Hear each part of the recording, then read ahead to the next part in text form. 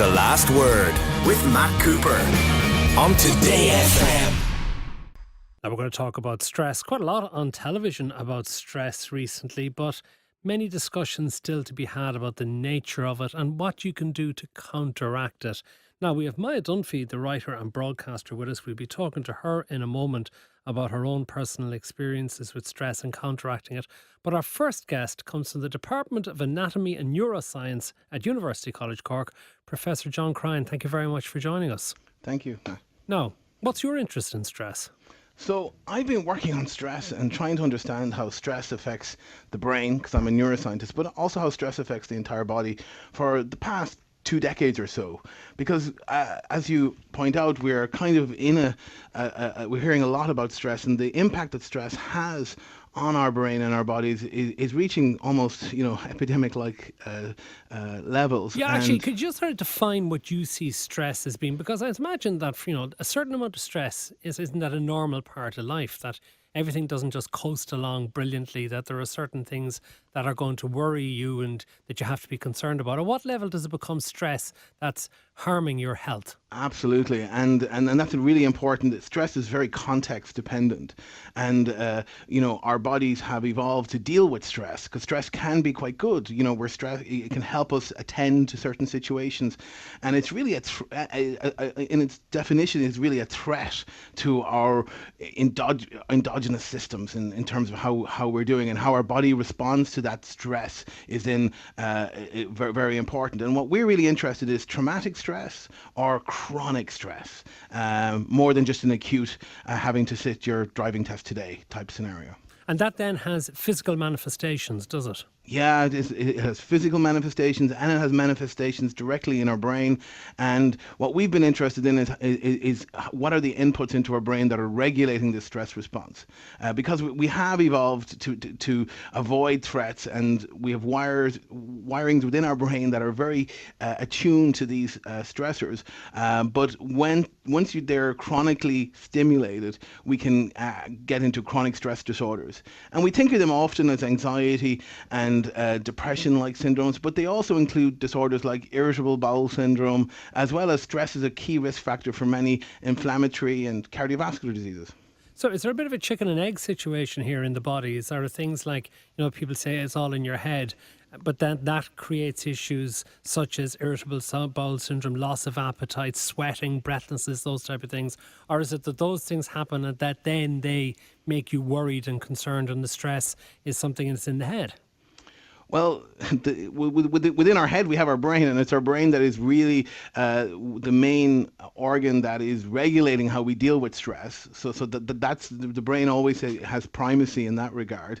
But you're dead right in terms of there is a circular component to this. When we are chronically stressed, we deal with acute stressors very differently than if we weren't, and so they become more and more pernicious in terms of how they're affecting the brain and affecting the body.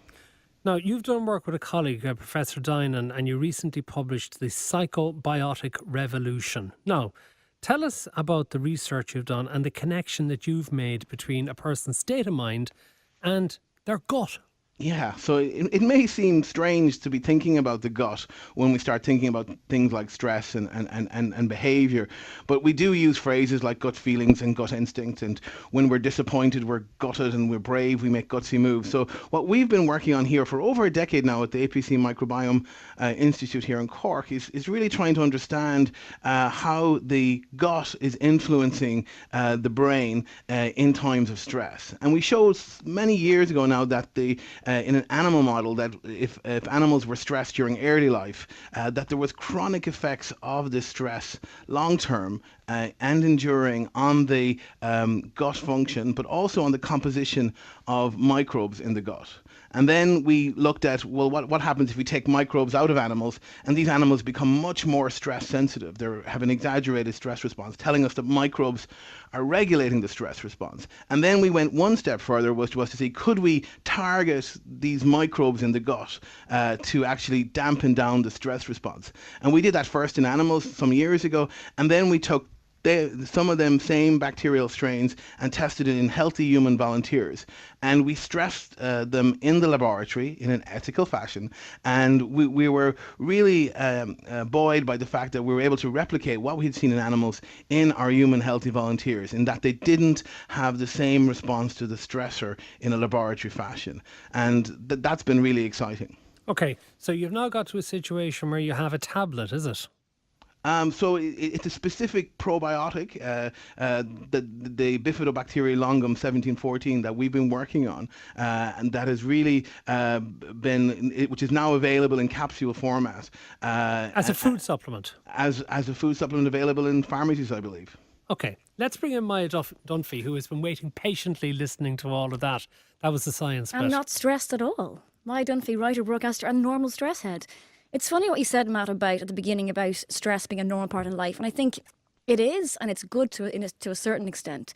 You know, it can drive you on in certain aspects of your life. But when it affects every part of your life, it's something that I think we need to talk about. And at the risk of being labelled a snowflake or whatever ludicrous term. I was never going to say that. No, but I brace myself on Twitter for these things when you talk about stress, because life is relative. And yes, you could say, look, far worse things happen to the people. But if someone like me who's a natural worrier, I have been my whole life, I now accept that I can't change that. I can just learn to manage it. But it doesn't help people saying to me, get over it, you're fine. It doesn't. But if you're a natural worrier, does it then manifest itself in physical symptoms, particularly in the gut? It does. And when I was in my teens, which is over 20 years ago, I had a lot of stomach complaints. And my doctor said to me, they rule out more complicated, sinister things. They say you have IBS. And back then it was a fairly new thing. And I said, well, what is that and how do I get rid of it? And she went, well, you don't. It's a fairly recent thing that my GP was quite old time. She said, the one thing I'll say to you is I've never met someone who has IBS who isn't a worrier. So there was already a connection back then. And it was, and that's when I first got to know Precision Biotics, where John comes in, because I was involved with Alpha-Rex, a previous supplement, which is for IBS. I take that religiously now. So I was really interested in Zenflore, the new supplement for stress. Oh God, all these things that might just fix all these problems in my life. But I think it's important to say that, like I said, life is relative, and modern life does have a lot of stresses that weren't there before. And I think, a cursory poll amongst my friends, it's always the same things. It's money. It's money and mortgages and finances. It's work-life balance. And when I think back to my first real jobs, serious jobs after college, 9 to 5, Monday to Friday. At the end of the day, you clocked off. No one clocks off anymore. I didn't have a smartphone back then. Now, being self-employed, I'm often on emails at midnight, checking emails at 1 a.m. People, you don't switch off the way you used to. Yeah, but it's interesting that, people talk about sort of changing their lifestyle and that will deal with stress. But from what I'm hearing from John Cryan, who I'm going to go back to in a moment, is that a lot of this is just coming almost from internally in the body, that if you're actually not treating yourself properly, probably with diet and sleep and things, but also with the right sort of food supplements, you actually, no matter how much you try and chill out or switch off from work, it still mightn't do the business for you. No, and there are people, I think, who, anxiety, stress, people who do suffer more than other people. There are people who are, I did a job a couple of months ago, and I met this guy in his 80s, and he was telling me what a great sleeper he is. And sleep is a big one that affects a lot of my friends, people I would know. He said to me, what? He said, when my head hits the pillow, that's it. He said, everything else can wait till tomorrow. And I think my generation, our generation, doesn't tend to feel that way, because we're always on in a way that we never were. And sleep for me is a big one. And most of my friends now have trouble with sleep. Now, some of them, like me, have young kids. That's a different problem. There's no pill for that. But I think John will say it as well, that there's a real association between stress and not sleeping. And if you don't sleep, that exasperates the stress and the worry, and then it becomes a vicious circle. I want to go back to the gut though, John Cryan, because I'm also fascinated. A lot of people say, exercise is very good because it produces things like serotonin. I didn't realise that the serotonin, which is supposed to be very good for your brain, comes from the gut. Yeah, well, over 90% of our body serotonin is made within our gut. And it's not just serotonin. There's all sorts of other chemicals that our body wouldn't make without the actual bacteria making them in the gut. And we're only at the beginning of really understanding what these chemicals are. And our bacteria are little factories, really pumping out these essential chemicals for that can get to the brain and influence brain function. Okay, so your favour as a result of all of this in getting into probiotics, are you?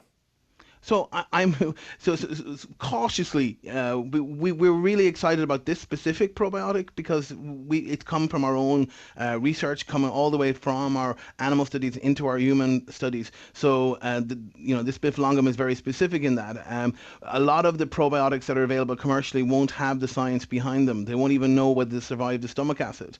Well, that's interesting because, a lot of people think they're, doing best for themselves. They go to health food stores or whatever, they get stuff, but it actually mightn't actually work for them. Absolutely, because there's no clinical trials being done or no experiments being done. We're lucky with this product that we've actually tested it, and we also tested another probiotic that was a lactobacillus, and it did absolutely nothing in our humans. It did in our animals, but didn't in our humans. So that's why the importance of the research that we're doing is trying to understand why certain strains, and it's going to be very strain specific, are able to produce the chemicals that we need to modulate the brain during these stressful times. So, Maia Dunphy, are you human guinea pig for this particular probiotic? Well, I think I probably am. It's I've been taking it now for about 6 weeks, and I certainly feel my default setting, Matt, wouldn't be calm, and I certainly feel a lot calmer than I did before. So, I mean, I'm certainly going to stick with it. And is your stomach feeling better as well? I think anyone who understands and suffers from stress will tell you that feeling in your gut. I mean, you literally feel it in your stomach like a knot. And certainly this has helped. I love smart men like John, smart people like John. I like facts. I mean, people can talk about getting fresh air and exercise, and I do all of that. But I also like the science of this. It's really fascinating. And I was a little bit skeptical, but like I said, I've worked with the company before. I take Alpha-Rex, and I strongly believe that works. So I have real faith in this, and I'm going to stick with it. This one is Zenflore, okay. Yeah. Apart from that, John Cryan, what other things should people do you reckon, to relieve stress as well as taking food supplements? Yeah, so diet, we really think keeping a diverse microbiome is really important, and diet is the best way to do that. Having a diverse diet full of that is rich in good fibers that are good for the beneficial bacteria we have, as long as you can tolerate fiber. Not everyone can. Exercise, as you mentioned, also affects the microbes that we have. That's really important. The exposure to green areas has been now shown to really have beneficial effects. And sorry, John, could I just take you back? Could food intolerance contribute to stress? That if you're actually eating foods that don't agree with you and maybe just upset your stomach a bit, can they actually contribute to the feelings of stress in the brain? Yeah, anything that upsets your stomach in a negative way can, because it's all bidirectional. So your gut talks to your brain through a nerve called the vagus nerve, and so anything that upsets that can really affect how you deal with stress. Okay, last word to you in this, Maia Dunphy. Do you ever anticipate getting yourself into a stress-free environment? I think sometimes you have to accept the kind of person that you are, Matt. And I think I accept that I'm somebody who is probably more predisposed to worry than other people might be. But through things like this, through things like, all the things that John has said, getting outdoors more, exercising more, looking after my diet, occasionally cheesecake and wine as well as the healthy stuff. You find a balance. You have to find a balance in life as well. But things like this that have a real scientific background to them, I think are really interesting. Maia Dunphy, Professor John Cryan, thank you very much for joining us here on The Last Word on TodayFM. The Last Word with Matt Cooper on TodayFM.